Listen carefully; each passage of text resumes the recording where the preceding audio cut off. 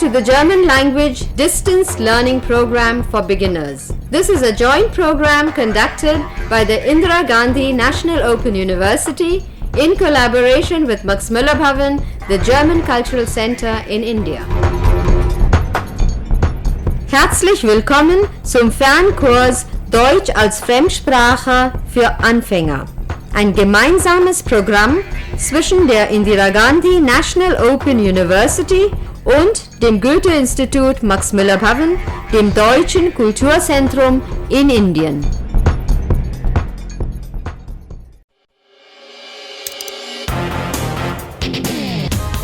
You're listening to Radio D, the radio language course of Redaktion D.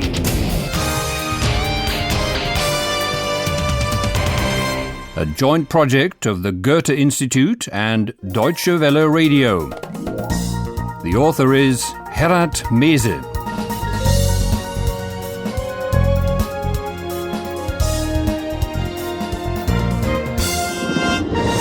Hello again and welcome to episode 19 of your German course with Radio D. In the last instalment, our reporters Paula and Philip discovered that mysterious circles in cornfields near a village weren't made by aliens or their spaceships, but because there was so much talk about unidentified flying objects, or UFOs for short, Paula asks herself on the way back to the village what the word UFO means. Eulalia butts in. Listen to what she says about UFOs. What does she say they can and can't do? Was heißt eigentlich UFO? Unbekanntes Flugobjekt. Und woher weißt du das? Ich kann doch fliegen. Und nachts treffe ich manchmal UFOs. Sie fliegen auch. Ach so, das ist interessant. Du meinst also, es gibt UFOs? Aber Logo. Und sprichst du auch mit den UFOs? UFOs können nicht sprechen. UFOs können nur fliegen. Well, it's clear to Eulalia that there's one thing UFOs, we sometimes call them flying saucers, can't do, and that's speak, sprechen. UFOs können nicht sprechen. I don't think we need to go into whether or not the aliens in the UFOs have a language, and if so, which one. In Eulalia's opinion, anyway, UFOs can only fly. UFOs können nur fliegen. But let's go back to Paula's initial question. She asks what the word UFO means. Was heißt eigentlich UFO? And before Philip can answer, Eulalia shows off her knowledge. UFO is an abbreviation for Unbekanntes Flugobjekt, unidentified flying object. The abbreviation comes from the English, by the way. It just so happens that the letters that make it up are the same in German. Unbekanntes Flugobjekt. Eulalia even claims that she sometimes comes across UFOs at night. She uses the verb treffen, which actually means to meet. Und nachts treffe ich manchmal UFOs. Paula takes Eulalia seriously. She also double-checks whether she really thinks there's such a thing as a UFO. Du meinst also, es gibt UFOs? And quite emphatically, Eulalia replies Logo, a very colloquial abbreviation of logisch, which means something like of course, or naturally, or sure. Aber Logo. Philip, though, doesn't take Eulalia quite so seriously. He asks, slightly ironically, whether she also speaks to the UFOs. Und sprichst du auch mit den UFOs? You already know Eulalia's answer that they can't speak. But now let's join Philip and Paula at work again. In a pub in the village where the crop circles can be seen, they've asked around what the locals think about the farmers' actions. Hallo, liebe Hörerinnen und Hörer. Willkommen bei Radio D.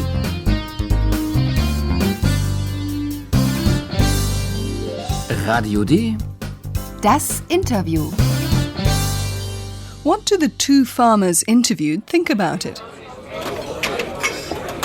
Bruno! Jo? Auch noch mehr?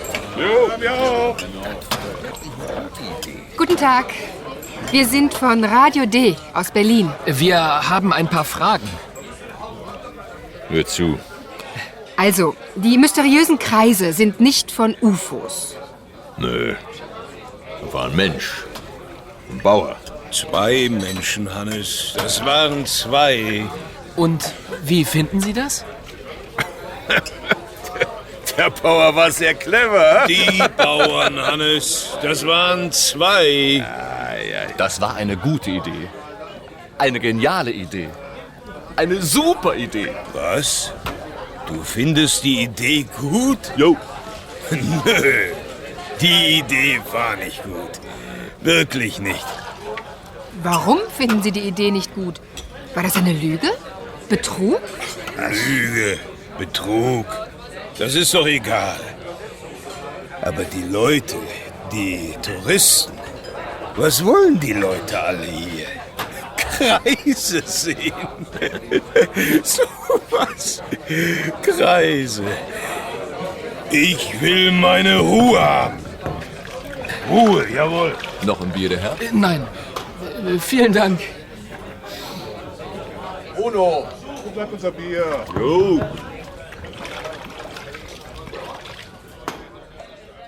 Well, you'll probably have gathered that the two farmers from the village hold contrary opinions.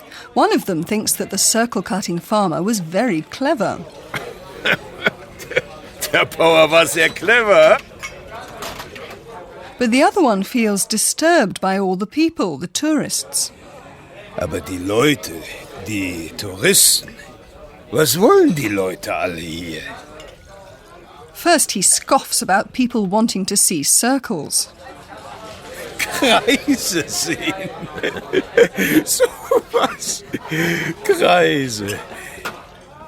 Then he gets quite angry because he wants his peace and quiet, his Ruhe. Ich will meine Ruhe haben. Ruhe, jawohl. Someone else also thinks it's a good idea, a great, even super idea. Das war eine gute Idee. Eine geniale Idee. Eine super Idee. There is a reason for his enthusiasm, of course. The person who's so enthusiastic is the owner of the village pub. We probably wouldn't be quite wrong to assume that all those tourists have been rather good for his business, which reminds him to offer Philip another beer. Noch ein Bier, der Herr? Nein. Vielen Dank. We do think it's interesting, though, that no attention at all is given to Paula's question. Remember, she asked whether the farmer's actions constituted a lie, Lüge, or even fraud, Betrug. War das eine Lüge? Betrug? This farmer couldn't really care less.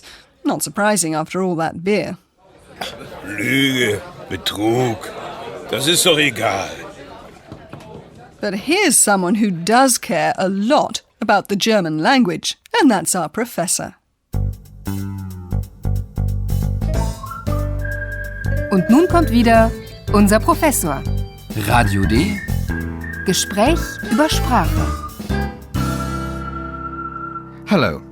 Yes, of course, I'm always glad when I can explain how one can say important things by using simple structures, like in this episode. You heard there how one can express one's opinion. Paula begins by asking the farmers what they think about what's been going on in the village. Wie finden Sie das? Und wie finden Sie das?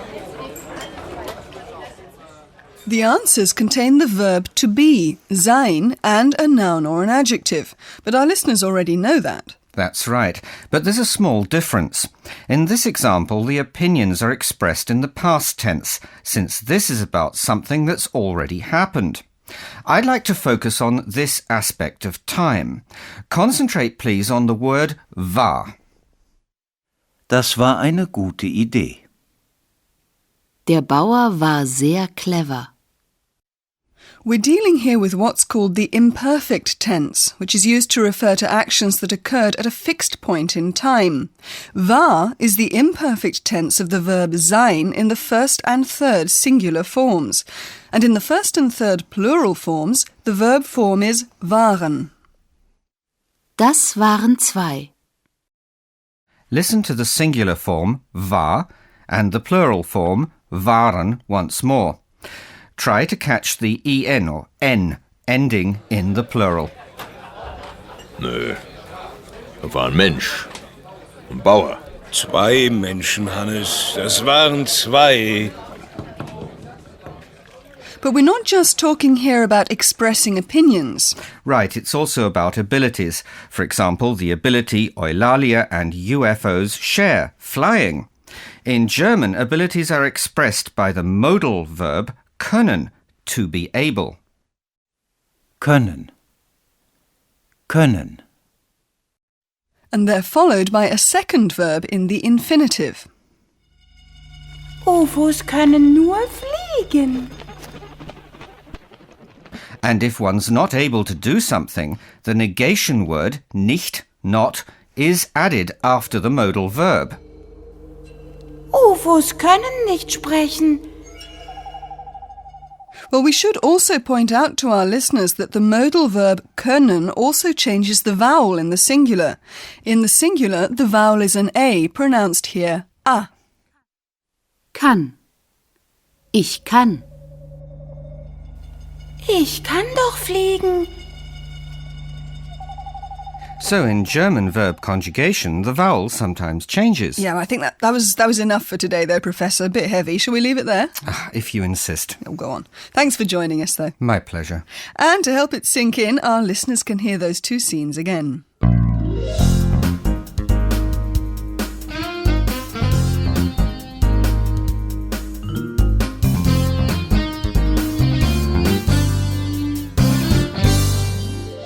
First, the conversation about unidentified flying objects, UFOs.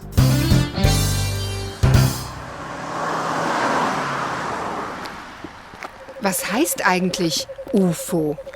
Unbekanntes Flugobjekt. Und woher weißt du das? Ich kann doch fliegen. Und nachts treffe ich manchmal UFOs. Sie fliegen auch. Ach so, das ist interessant. Du meinst also, es gibt UFOs? Aber Logo. Und sprichst du auch mit den UFOs? UFOs können nicht sprechen. UFOs können nur fliegen. And now the interview with the pub owner. Bruno! Jo. Brauchst du noch Bier? Jo. Guten Tag. Wir sind von Radio D aus Berlin. Wir haben ein paar Fragen. Hör zu. Also, die mysteriösen Kreise sind nicht von UFOs. Nö. War ein Mensch. Ein Bauer. 2 Menschen, Hannes. Das waren 2. Und wie finden Sie das? Der Bauer war sehr clever. Die Bauern, Hannes. Das waren 2. Das war eine gute Idee. Eine geniale Idee. Eine super Idee. Was? Du findest die Idee gut? Jo. Nö. Die Idee war nicht gut. Wirklich nicht. Warum finden Sie die Idee nicht gut? War das eine Lüge? Betrug? Lüge, Betrug, das ist doch egal. Aber die Leute, die Touristen, was wollen die Leute alle hier? Kreise sehen. So was. Kreise. Ich will meine Ruhe haben. Ruhe, jawohl. Noch ein Bier, der Herr? Nein. Vielen Dank. Bruno, wo bleibt unser Bier? Jo. Next time you tune in, you can hear what Radio Day listeners think about the farmers cheating. See you then.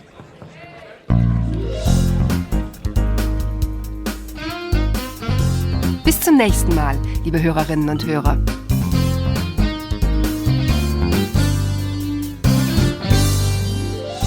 You've been listening to Radio D, a German course of the Goethe Institute and Deutsche Welle Radio. Besten Dank, dass Sie unseren Deutschkurs für Anfänger eingeschaltet haben. Detaillierte Informationen über den Kurs bekommen Sie im Studienzentrum, Regionalzentrum und im Max-Müller-Bhavan. Thank you for tuning in to our German language program for beginners. Detailed information regarding this program is available at your study center, regional center and at the Max Müller Bhavan.